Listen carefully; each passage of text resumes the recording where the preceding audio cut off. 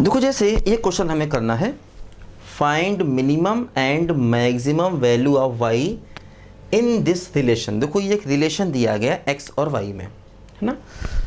हमें इसमें वाई की मिनिमम और मैक्सिमम वैल्यू चाहिए। देखो क्या होता है, जैसे ये एक इक्वेशन हमको दी गई है ना। देखो अब देखो, जैसे आपको याद होगा हम लोग फंक्शन में करते थे, जैसे अगर हमें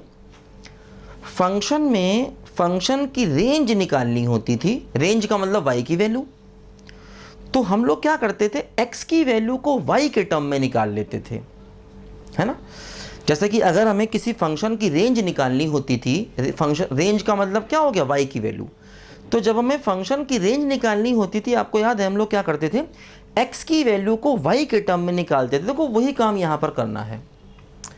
और अगर डोमेन निकालनी होती थी, डोमेन का मतलब एक्स की वैल्यू, तो वाई को इन टर्म्स ऑफ एक्स निकाल लेते थे, है ना। तो यहाँ देखो हमें minimum and maximum value of Y चाहिए। इसका मतलब क्या हुआ, हमें एक्स की वैल्यू वाई के टर्म में चाहिए। देखो क्या करेंगे, देखो जैसे ये इक्वेशन एक्स में क्वाड्रेटिक है, 4x² plus 2xy plus 10y² minus 4y plus 3 बराबर 0। देखो ये क्वेश्चन x में क्वाड्रेटिक है। अब देखो क्या हो गया, a हो गया 4x² का कोफिशिएंट, b हो गया 2y, देखो x का कोफिशिएंट, और देखो c हो गया 10y² माइनस 4y प्लस 3, है ना। x² का कोफिशिएंट 4, x का कोफिशिएंट देखो b 2y, और देखो c क्या हो गया है सारा। अब देखो यहाँ से अगर हम x की वैल्यू निकालें फार्मूले से, तो minus B plus minus under root B square minus 4ac upon 2a। देखो x क्या हो गया, माइनस बी यानी कि minus 2y plus minus under root देखो b स्क्वायर मतलब 4y² माइनस 4a मतलब 4 into 4 into 10y² minus 4y plus 3, और अपॉन देखो क्या हो गया 2a का मतलब क्या हो गया बोलो, 8 हो गया, ध्यान दीजिए, ठीक। अब देखो यहां पर क्या होगा, हमें रूट के अंदर का नंबर पॉजिटिव चाहिए, क्योंकि देखो इसमें x और y दोनों रियल हैं, ध्यान देना, x भी रियल है और y भी रियल है। तो देखो x और y रियल कब आएंगे, जब रूट के अंदर का टर्म पॉजिटिव हो। मतलब देखो क्या करना है, 4y² minus 16 into 10y² minus 4y plus 3 को ग्रेटर इक्वल टू 0 करना होगा, है ना। रूट के अंदर के टर्म को पॉजिटिव करना होगा। देखो एक काम किया जाए, क्या 4 कॉमन लेके डिवाइड कर दिया जाए, तो 4 into 10y² minus 4y plus 3 greater equal to 0, है ना। 4 को देखो हमने कॉमन लेके डिवाइड कर दिया, ध्यान दो। अब देखो ये हो गया y² माइनस 40y² प्लस का 16y और माइनस का 12 ग्रेटर इक्वल टू 0। देखो यहाँ से क्या मिला, देखो ये मिल गया माइनस का 39y² प्लस का 16y माइनस का 12 ग्रेटर इक्वल टू 0, ठीक। अब देखो यहाँ से हम क्या कर सकते हैं, माइनस से मल्टीप्लाई कर दो, है ना, ऐसे देखो लेसर इक्वल टू 0।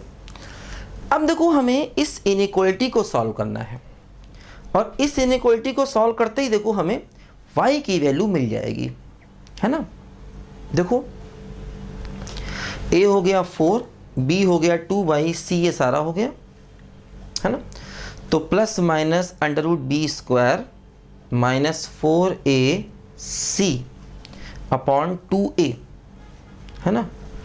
देखो ये यहाँ पर 4 से डिवाइड कर दिया, y², है ना, 4 से डिवाइड कर दिया, तो देखो ये प्लस का 16, ऐसे देखो यहाँ पर आ गए, ठीक। अब देखो यहाँ पर हम लोग क्या करेंगे, इसके फैक्टर करके वेविकर मेथड की हेल्प से इसको हम सॉल्व करेंगे, ध्यान दो, है ना। इसके फैक्टर कर लेंगे और वेविकर मेथड की हेल्प से देखो हम लोग इसको सॉल्व करेंगे, है ना। बोलो भाई, देखो इसके फैक्टर हमें करने हैं, है ना, और वेविकर मेथड की हेल्प से इस क्वेश्चन को हमें सॉल्व करना है ना। इसके फैक्टर हमें करने होंगे, ध्यान दो। अब देखो क्या इसके फैक्टर हो रहे हैं, और अगर फैक्टर नहीं होंगे तो फिर हमें फार्मूले से y निकालना पड़ेगा। देखो क्या होगा, इसमें क्या हो रहा है, देखो d निगेटिव आ रहा है, इसके फैक्टर शायद नहीं होंगे। हाँ, इसके देखो फैक्टर नहीं हो पाएंगे क्योंकि देखो इसमें d निगेटिव आ रहा है। देखो b² माइनस 4ac, देखो इसमें d निगेटिव आ रहा, मतलब इसके फैक्टर नहीं हो पाएंगे, है ना। और a पॉजिटिव है और d निगेटिव है, तो अगर a पॉजिटिव और d निगेटिव होगा तो इसका मतलब ये हमेशा निगेटिव होगा, है ना।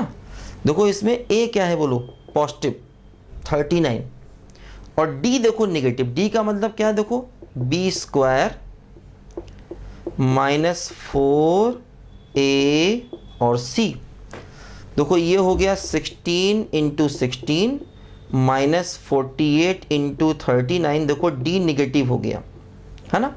और देखो a पॉजिटिव है, तो देखो d निगेटिव और a पॉजिटिव है, इसका मतलब ये लेस देन 0 हमेशा होगा।